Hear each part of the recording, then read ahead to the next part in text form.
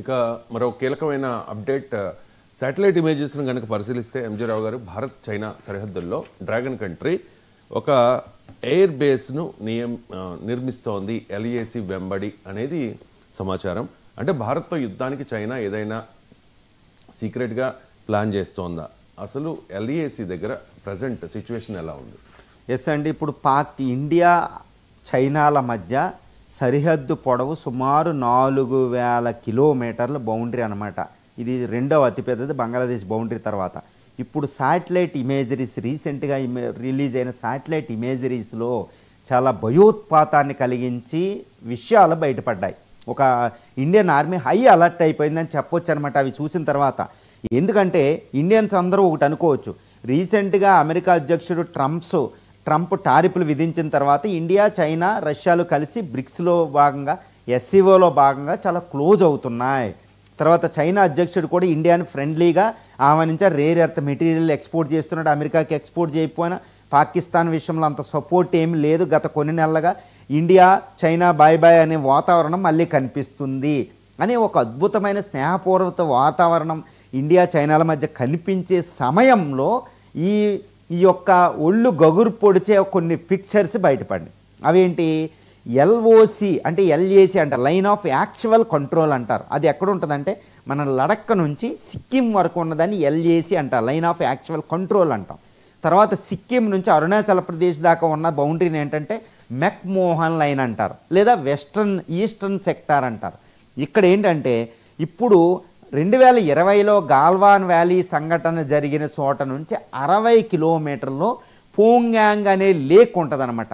అక్కడ HQ-9 అనేది ఒక ఎయిర్ డిఫెన్స్ సిస్టమ్ని బిగిస్తుంది. దీంతో పాటు కొన్ని మిసైల్స్ స్టోరేజ్కి సంబంధించిన స్టోరేజ్లు అవి పెడుతుంది కేవలం 60 కిలోమీటర్ల దూరంలో. అంటే ఏంటి, ఇండియా వైమానిక శక్తిని అక్కడ రానివ్వకుండా అడ్డుకోవడానికి అది ప్రయత్నం చేస్తుంది.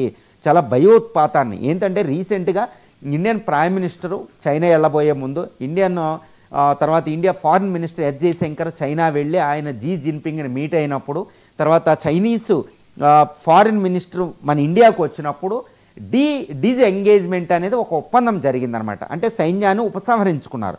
మరి సైన్యాన్ని బోత్ కంట్రీ సైన్యాన్ని ఉపసంహరించుకున్న తర్వాత మళ్ళీ గాల్వాన్కి వ్యాలీకి సమీపంలో ఈ పోంగాంగ్ లేక్ దగ్గర HQ-9 పెట్టి ఎయిర్ డిఫెన్స్ సిస్టమ్ని ఎందుకు పెడుతుంది అంటే అది ఎయిర్ వారికి రెడీ అవుతుంది అని అర్థం అనమాట. దీంతోపాటు ఇప్పుడు మెక్మోహన్ లైన్ అరుణాచల్ ప్రదేశ్ బౌండరీకి కేవలం 110 కిలోమీటర్ల బౌండరీ దగ్గర అది మళ్ళా తన యొక్క ఎయిర్ ఫోర్స్ని పటిష్టం చేస్తుంది అనేది మళ్ళా రీసెంట్గా వచ్చింది. అక్కడ ఎయిర్ 36 విమానాలను పెట్టి అక్కడ ఎయిర్ బేస్ని ఒకటి మళ్ళీ రెడీ చేసింది. అక్కడ అవసరం ఏంటి? తర్వాత చాలా పెద్ద విషయం ఏంటంటే ఈ టిబెట్లో అంటే మన పైన సెంట్రల్ సెక్టర్ అంటారు, యూపీ బీహార్ పైన నేపాల్కి దగ్గరలో మన ఇండియా మానస్ సరోవర్ ఉత్తరాఖండ్ దగ్గరలో అది ఏం చేసింది, రహదారులు నిర్మించి ఇండియా బోర్డర్ దగ్గర దాకా యాక్సెసిబిలిటీ పెంచుకుంటుంది, మిలిటరీ యాక్సెసిబిలిటీ. అది కూడా చాలా భయోత్పాతాన్ని కలిగించేది. అంటే ఏంటి, చైనా ఏం చేస్తుందంటే అక్కడ సౌత్ చైనా సీలో అవలంబించిన యుద్ధ విధానాన్నే ఇండియా చైనా బౌండరీ దగ్గర కూడా ఎల్ఏసి మెక్మోహన్ దగ్గర ఉపయోగిస్తుంది. తర్వాత ఈ కొన్ని నెలల ముందే జరిగిన ఇంకో విషయం ఏంటంటే తన J-20 fighter J-35 mighty 5th generation ఫైటర్స్ని టిబెట్ ఎయిర్ బేస్ల్లో మోహరించడం జరిగింది. ఈ HQ-9 ఎయిర్ డిఫెన్స్ సిస్టమ్ని బాంబర్స్ని ఉపయోగించడం కూడా జరుగుతుంది. అంటే ఏంటి అంటే చైనా మనల్ని నమ్మిస్తూనే పైగా ఫ్రెండ్ అని చెప్తూనే అటు పాకిస్తాన్కి హెల్ప్ చేస్తుంది, తన సైనిక పాటవాన్ని ఎల్ఏసి మెక్మోహన్ లైన్ వెంబడి పెంపొందించుకుంటుంది. It is enhancing the war capability అనమాట, ఆర్మీ యాక్సెసిబిలిటీని. తర్వాత ఎయిర్ డిఫెన్స్ సిస్టమ్ని, మిస్సైల్స్ని, తర్వాత 5th జనరేషన్ ఫైటర్స్ని, ఆర్మీని PLAAFని మోహరించడం, PLAని మోహరించడం, ఇవన్నీ ఆటోమేటిక్గా చేస్తుంది. అంటే ఏంటంటే it is preparing for a big war. ఏది చైనా ఇండియా మీద ఒక ప్లాన్ చేస్తుంది. అంటే వెనకాల 1962లో బ్యాక్ స్టాప్ తీసి నెహ్రూని వెనకాల వెన్నుపోటు పొడిచినట్టు మళ్ళా ప్రయత్నం చేస్తుంది. అది ఎప్పుడూ మానదు. ఈ విషయం మరి ఇండియా ఏం చేస్తుందంటే డిజెంగేజ్మెంట్ చేసి మనం ఉపసంహరించుకుని ఇండియా చైనా బై బై అని షాంఘై కోఆపరేషన్ ఆర్గనైజేషన్ సమావేశానికి మోడీ వెళ్ళారు. ఇటు ట్రంప్ వల్ల చైనాకి క్లోజ్ అవుతున్నారు. అంటే ఏంటి, చైనాని ఇండియా నమ్మింది అని ఎట్టి పరిస్థితుల్లో మనం అనుకోకూడదు.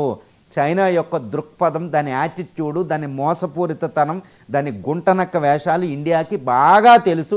దట్టు మోడీకి ఇంకా బాగా తెలుసు. మోడీ వెనకాల నేషనల్ సెక్యూరిటీ అడ్వైజర్గా ఉన్న అజిత్ దోవల్కైతే ఇది కొట్టిన పిండి. కాబట్టి 2017లో గాల్వాన్ డోక్లాం వ్యాలీ సిక్కిం దగ్గర జరిగిన పోరాటంలో, 2020లో గాల్వాన్ వ్యాలీ దగ్గర జరిగిన సంఘటనలప్పుడు ఇండియా యుద్ధానికైనా సై అంది. ఇది ఫస్ట్ టైం ఇండియా చైనాల చరిత్రలో. అప్పుడే చైనా వెనక్కి తగ్గింది. 2 సంఘటనలో ముందు వెనక్కి తగ్గింది జీ జిన్పింగ్ గవర్నమెంటే, చైనా డ్రాగన్ ప్రభుత్వమే. ఇప్పుడు అన్ని చేసిన తర్వాత ఇండియా డిజెంగేజ్మెంట్ అయినా ఇండియన్ ఆర్మీ కూడా చాలా హై అలర్ట్ ఉంది. దీనికి అద్భుతమైన ఉదాహరణలు మీకు ఏం చెప్పాలంటే, రీసెంట్గా లడఖ్లో ఇండియా 2వ ప్రపంచ యుద్ధంలో వాడిన ఒక పెద్ద ఎయిర్ బేస్ని ఇంకా పటిష్టం చేసింది. అది మనం గుర్తుపెట్టుకోవాలి. అదొకటి. తర్వాత పోంగాంగ్ వ్యాలీ దగ్గర బోట్స్కి కావాల్సిన బోట్లు కూడా సమకూర్చుకుంటుండేది డిఆర్డిఓ లాగా. తర్వాత అరుణాచల్ ప్రదేశ్ దగ్గర దీన్ని పటిష్టం చేయడానికి ఇక్కడ వెస్ట్ బెంగాల్లో ఉన్న ఎయిర్ బేస్లో మన యొక్క ఈ రీసెంట్గా తెచ్చుకున్న ఈ రఫేల్ ఫైటర్స్ని మోహరించడం జరిగింది. అక్కడ ఎక్కువగా సుఖోయ్ 30 MKI ఫైటర్స్ ఉంటాయి. అక్కడ చాలా పటిష్టంగా మన వైమానిక దళం ఉంది, గుర్తుపెట్టుకోవాలి. తర్వాత ఇప్పుడు S-400 మిసైల్ డిఫెన్స్ సిస్టమ్ 3 వచ్చినాయి, ఇంకా 2 రాబోతున్నాయి కొన్ని నెలల్లో. వీటిని వెస్ట్ బెంగాల్ దగ్గర చైనా బోర్డర్ దగ్గర ముఖ్యంగా మోహరించే అవకాశం ఉంది. అది గుర్తుపెట్టుకోవాలి. ఇండియా ఆకాశ్ మిసైల్ డిఫెన్స్ సిస్టమ్ను కూడా ఇక్కడ మోహరిస్తున్నారు. దీంతోపాటు బ్రహ్మోస్, కొత్త బ్రహ్మోస్, ఎందుకంటే చైనాకి పెద్ద విరుగుడు బ్రహ్మోస్ మిసైల్, దాన్నే ఆపలేని పరిస్థితి. ఈ బ్రహ్మోస్ మిసైల్ మనం ఎక్కువగా తయారు చేస్తున్నాం యూపీ లక్నో దగ్గర ఉన్న రీసెంట్గా బ్రహ్మోస్ కాంప్లెక్స్లో. ఇంకొక గుడ్ న్యూస్ ఏంటంటే, ఇండియా ఎందుకు హై అలర్ట్లో ఉందని చెప్పడం అండి. అంటే ఇండియా చైనాలు ఏదో స్నేహం చేసుకున్నట్టు మన పైకి కనిపిస్తాయి, no question. India China they are indulging in cold war situation. ప్రచన్న యుద్ధంలో నిమగ్నమై ఉన్నాయి. దానికి ఇంకోటి ఏంటంటే, రీసెంట్ సోనియా గాంధీ గారు కూడా హిందూ ఆర్టికల్లో లెగ్గొట్టిన ఒక విషయం ఏంటంటే, ఈ నికోబార్ ప్రాజెక్టు వద్దు అని. ఈ నికోబార్ అంటే ఈ మలక్కా స్ట్రైట్ దగ్గర ఇండియన్ ఓషన్లో నికోబార్ అనేది ఒక పెద్ద వైమానిక, ఆర్మీ, నేవీ త్రివిధ దళాలు ఉండే ఒక పెద్ద సిటీనే నిర్మిస్తున్న మిలిటరీ సిటీ లాగా. అదేంటంటే మలక్కా స్ట్రైట్ దగ్గర నిఘా.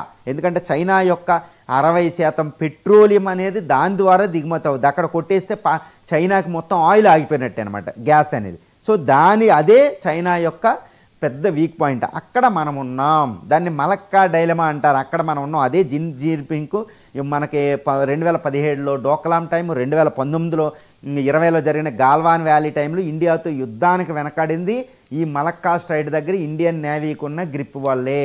సో ఇప్పుడు ఇంకా పటిష్టం చేస్తున్నాం నికోబార్ ప్రాజెక్టు ద్వారా. సో ఒక అద్భుతం జరుగుతుంది ఇండియన్ ఓషన్లో. ఇండియా విపరీతంగా navy modernisation, army navy modernisation చేస్తుంది. ఏదో పాకిస్తాన్తో యుద్ధంతో పాకిస్తాన్ టార్గెట్గా చేస్తుంది అనుకుంటాం, నో క్వశ్చన్ అండి. చైనా టార్గెట్గా ఇండియా అభివృద్ధి చేసుకుంటుంది. అందుకే మనం సింధూర్లో పాకిస్తాన్ తుత్తునీయలు చేసి వదిలేసాం. తర్వాత ఇంకొక పెద్ద విషయం ఏంటంటే, నేను చెప్పిన దానికి పెద్ద ఉదాహరణ ఏంటంటే, అసలు పాకిస్తాన్ ఓడించాం 2000 మే 7 నుంచి మే 10 వరకే ఆపరేషన్ సింధూర్లో మనం ఓడించింది పాకిస్తాన్ అనుకుంటారు. కాదు, పాకిస్తాన్ కాదండి. పాకిస్తాన్ దగ్గర ఉన్న చైనా ఆయుధాలు PL-15, J-10, J-50, J-17 thunder లాంటి ఫైటర్స్ని, HQ-9 అండ్ ఎయిర్ డిఫెన్స్ సిస్టమ్లని మనం నాశనం చేసాం చైనా డ్రోన్ని. అంటే చైనా ఆయుధాలని నాశనం చేసాం, గుర్తుపెట్టుకోవాలి. అంటే చైనాని ఎంత టార్గెట్ చేస్తూ ఇండియాలో ఆయుధాలు తయారు చేస్తుంది ఇండియన్ ఆర్మీ. తర్వాత రీసెంట్గా ఇండియా భైరవ్ అని కొత్త పదాతి దళాన్ని తయారు చేస్తుంది ఆర్మీని. తర్వాత ఇప్పటికే మౌంటైనింగ్ ఫోర్స్ 1,00,000 మంది ఇండియన్ ఆర్మీతో ఒక మౌంటైనీరింగ్ వార్ఫేర్తో ఒక దళాన్ని తయారు చేసాం. అది మన్మోహన్ సింగ్ టైంలోనే ప్రతిపాదిస్తే అది ఇప్పుడు అమల్లోకి వచ్చింది. 1,00,000 ఇండియన్ ఆర్మీ మౌంటైన్ వార్ఫేర్, హిమాలయాల్లో యుద్ధం చేయడానికి సిద్ధం చేశాం. ఇప్పుడు దాన్ని తట్టుకుని నిలబడడం PLA అంటే పీపుల్స్ లిబరేషన్ ఆర్మీకి దాని తరం కాదనమాట. అంటే చైనా ఎన్ని చేసుకున్నా చైనాని ఢీ కొట్టగలిగే శక్తి ఇండియాకు ఉంది. ఆల్రెడీ సంపాదించుకున్నాం, ఇంకా ఎక్కడ ఆగడం లేదు. కాబట్టి చైనా ఎన్ని కుయుక్తులు చేసినా ఇండియా రెడీగా ఉంది. సో ఇప్పుడు చైనా ప్రేలాపనలు చేసిన 2 ఫ్రంట్ వార్, ఇటు పాకిస్తాన్, బంగ్లాదేశ్ని రెచ్చగొట్టి 3 దేశాలు ఒక్కసారి వచ్చినా మన ఇండియా తట్టుకోగలదు. ఎందుకంటే రఫేల్ తెచ్చుకుంటున్నాం 114, మనం ఇంకోటి ఏంటంటే ఈ తేజస్ మార్క్ 1 మార్క్ 2 250 నుంచి 300 యుద్ధ విమానాలు ఇండియా తయారవుతున్నాయి. స్క్వాడ్రన్ పెంచుకుంటున్నాం 42-50 స్క్వాడ్రన్ వరకే. తర్వాత 5th జనరేషన్ ఫైటరు, తర్వాత రష్యా నుంచి Su-57 తెచ్చుకుంటున్నాం 5th జనరేషన్. అక్కడ నుంచి బాంబర్ Tu-95 కానీ Tu-160M కానీ బాంబర్స్ని తెచ్చుకోబోతున్నాం. ఇంకా సీక్రెట్ న్యూక్లియర్ సిటీ ద్వారా చైనాతో సమానంగా న్యూక్లియర్ బాంబులు పెంచుకోవడానికి 500 న్యూక్లియర్ బాంబులు తయారు చేసుకోవడానికి ప్లాన్ చేస్తున్నాం 2030-35 నాటికి. తర్వాత ఇండియన్ నేవీ హయ్యెస్ట్ మోడర్నైజేషన్ అవుతుంది. తర్వాత రీసెంట్గా నేవల్ షిప్స్ మోడర్న్ వెపన్స్కి ఎన్నెన్ని నిధులు ఇస్తున్నామో నేనే చెప్తున్నా, చాలాసార్లు వ్యాఖ్యానం చేస్తున్నా. ఇదంతా మోడర్నైజేషన్ అనేది చైనాని ఎదుర్కోవడానికి. చైనాని ఎదుర్కోగలిగితే ప్రపంచంలో ఏ శక్తినైనా మనం ఎదుర్కోవచ్చు.